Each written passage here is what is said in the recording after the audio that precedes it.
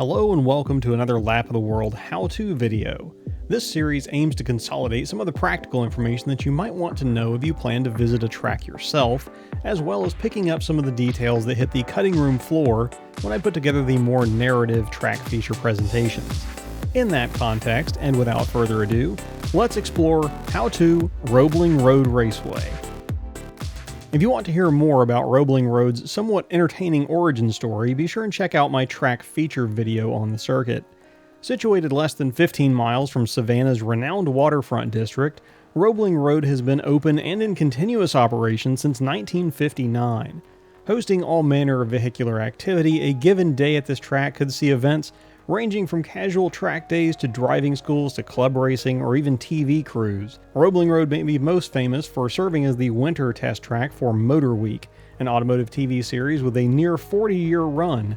That's longer than The Simpsons, Oprah, or America's Funniest Home Videos for reference. Suffice to say that the track is nearly always busy and with good reason. As you might imagine, you definitely have options when it comes to visiting Roebling Road. I drove the track with Just Track It and can highly recommend their events if they line up with your schedule. The Buccaneer region of the SCCA owns and operates the track, and they also host events. SCCA National also has options through its Track Night in America program.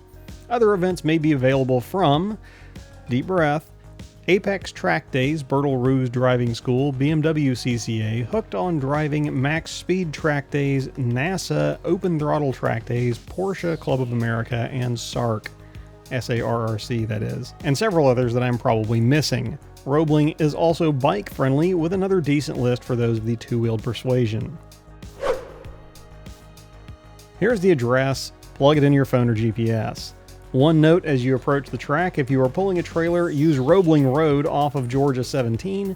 Ziegler Road from Georgia 80 does not permit trucks and trailers. It also has a few turns that would be difficult with anything more than a single car open trailer anyway. At least as of my visit in late 2020, Roebling Road does permit camping on site for a small fee. Not a bad option with restrooms and showers on site. If that's not your speed, there are copious lodging options 15 to 20 minutes away in Pooler, near the I-95 interchanges and Savannah Hilton Head Airport. Roebling Road Raceway boasts a fully equipped concession stand that, at least as of November 2020, had resumed COVID-modified operation. The menu is traditional grill fare and prices are very reasonable for track food. Outside the track, there are a few options 5 miles away in Bloomingdale, again with your choice of nearly any East Coast chain and several local establishments 20 minutes away in Pooler. Fuel of various grades is actually available on site at Roebling Road.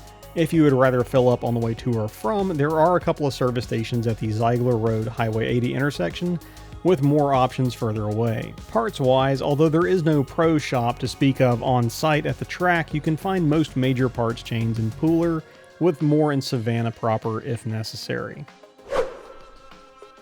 For what might look like a modest facility on your Google Map view, Roebling Road is surprisingly well appointed. I mentioned the full concession stand that served breakfast and lunch during my visit. There are also fuel pumps, electricity for RVs, open garages for rent, air-conditioned classrooms, air-conditioned restrooms, and some circuit-specific edifices like a multi-level timing and scoring tower, and a few other office buildings here and there. The paddock area consists of paved roads winding in and around packed grass parking areas, with any shade or shelter provided by a natural canopy of trees. One of the few things Roebling lacks are any spectator accommodations. It's non-spectator track by design, so outside of a couple of spotting stands, you won't find any bleachers, grandstands, or VIP suites here. Numerous videos are available online from Roebling Road. Of course, you can now find my own Just the Laps video with some competent rounds of the circuit.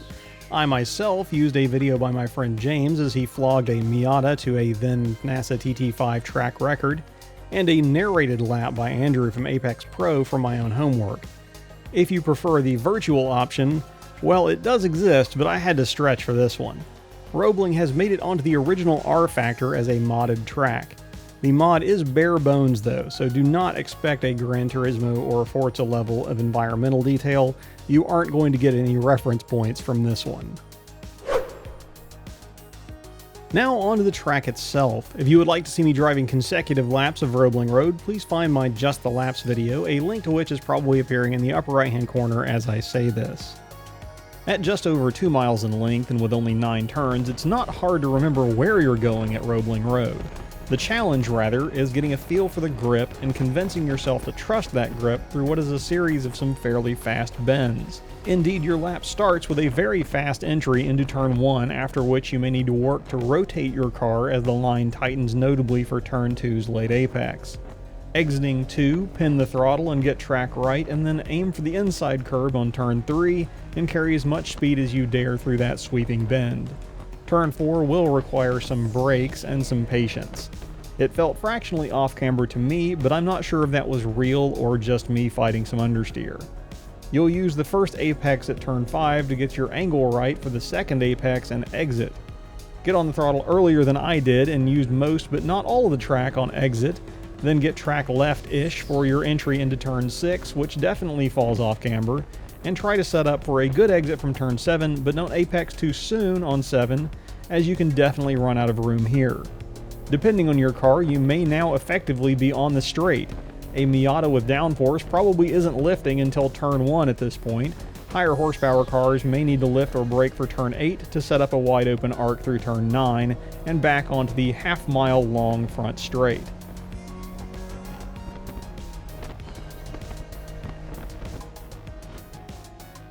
Note that some areas can puddle with heavy rain, and like most circuits, the curbs are friendly except when wet. Driven casually, Roebling Road is a piece of cake. Driven with intent, though, it leads you through a challenging dance of weight transfer, grip management, and car placement. After 4 sessions of driving, I left Roebling Road knowing I had a lot left to learn about how to drive the track that looks fairly simple on paper, but I also left knowing that I now get it with the affinity people have for this course. I feel you could spend a lot of seat time here and never get bored. I did come away from my visit to Roebling Road with a few tips. First, I will reiterate that if you are hauling your car in, use the Georgia 17 Roebling Road route on the way in. Next, note that the paddock and most track facilities are inside the track itself, and there is no bridge or tunnel access to the infield. That's not a big deal, but you will need to plan ahead a bit for entry and departure while an event is underway. Lastly, choose your paddock space wisely if the forecast calls for any chance of rain.